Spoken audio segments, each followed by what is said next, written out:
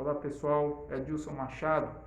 Hoje eu gostaria de falar um pouquinho sobre o Renascimento na Itália, né?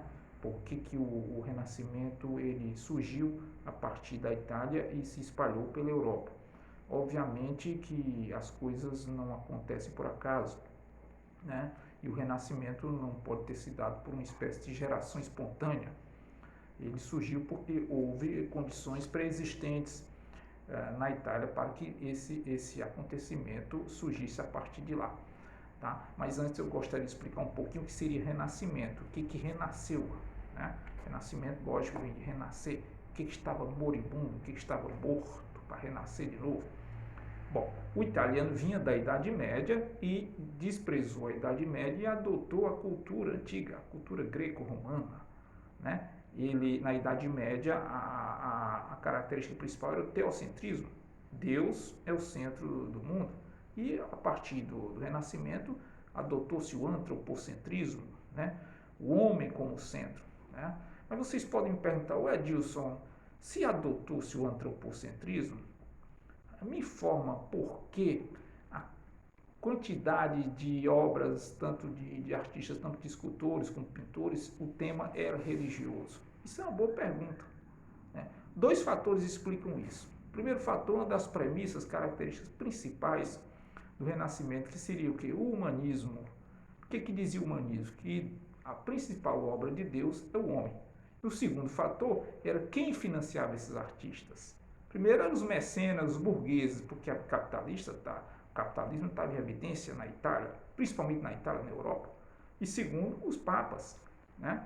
O papado, para você ter uma ideia, vamos dar um exemplo aí de Michelangelo, quando pintou aí o teto da Capela Sistina, com temas do Antigo Testamento, quem financiou foi o Papa Júlio II. Há pouco metro dele trabalhava outro grande artista genial, Rafael, com temas religiosos, também cristãos. Quem financiou foi o Papa Júlio II. Né? Mas de onde é que vinha tanta criatividade desses artistas? Bom, existia uma característica também que era um dos fundamentais do Renascimento, que seria o individualismo. E o italiano era o povo mais individualista da Europa à época. Há cronistas que dizem que no século XII e XIII a moda de Florença, por exemplo, era particular, era única de cada um, particular. Não existia uma moda coletiva. Os homens se vestiam cada um à sua maneira, as mulheres também. Dizem que o cosmopolitismo é uma extensão do individualismo. O italiano era muito cosmopolita. Dante dizia, eu não sou italiano, eu sou do mundo. Perguntaram a Dante quando ele estava fora, Dante, você não vai voltar para a Itália? Ele disse, para quê? O mesmo sol que se põe aqui e o mesmo sol que nasce aqui é o sol da Itália. Quer dizer, ele estava dizendo assim, eu sou cosmopolita. Né? E era uma característica do italiano na época. Mas, ao mesmo tempo, é um paradoxo. Uma região ter tanto individualismo, tanta criatividade e ser retalhada por pequenos territórios chamados cidades-estados. Cidades-estado é uma reminiscência grega. Né? Vamos dar um exemplo aí de Florença. Florença, onde emanava erudição, onde se ensinava grego, e dentre os mais eruditos, nós não podemos deixar de falar dos principal secretário. Quem era o secretário? O secretário era o Nicolau Maquiavel. Pois bem, o Maquiavel ele procurou desenvolver suas ideias através de escritores, de leitura de escritores antigos, como Tácito. Ele lia Tácito, ele lia historiadores antigos, romanos, e tinha um apelo pela cultura romana, antiga, da época, né? Na realidade, a Itália era uma região latinizada. Era uma região latinizada. Havia as expressões em italiano que eram transportadas para o latim.